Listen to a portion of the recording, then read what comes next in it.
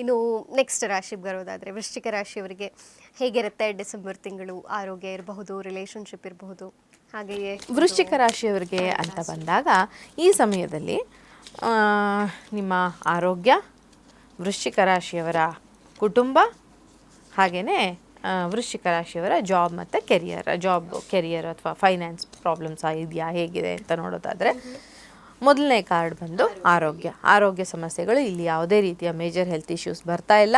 ನಿಮಗೆ ಬ್ಲೆಸ್ಸಿಂಗ್ ಮಾಡ್ತಾ ಇದ್ದಾಳೆ ತಾಯಿ. ನೀವು ನಂಬುವಂಥ ತಾಯಿ ನಿಮ್ಮನ್ನು ಬ್ಲೆಸ್ ಮಾಡಿರೋದ್ರಿಂದ ನಿಮಗೆ ಯಾವುದೇ ರೀತಿಯ ಹೆಲ್ತ್ ಇಶ್ಯೂಸ್ ಬರೋದಿಲ್ಲ ಅಂತ ಹೇಳ್ಬೋದು.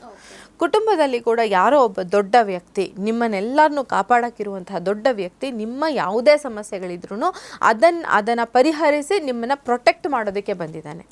ಸೊ ನಿಮಗೆ ಕುಟುಂಬದಲ್ಲಿ ಸಮಸ್ಯೆಗಳಿಲ್ಲ ಅಂತ ಹೇಳೋಕ್ಕಾಗಲ್ಲ, ಬಟ್ ಯಾವುದೋ ಒಂದು ದೊಡ್ಡ ಮಟ್ಟದ ದೊಡ್ಡ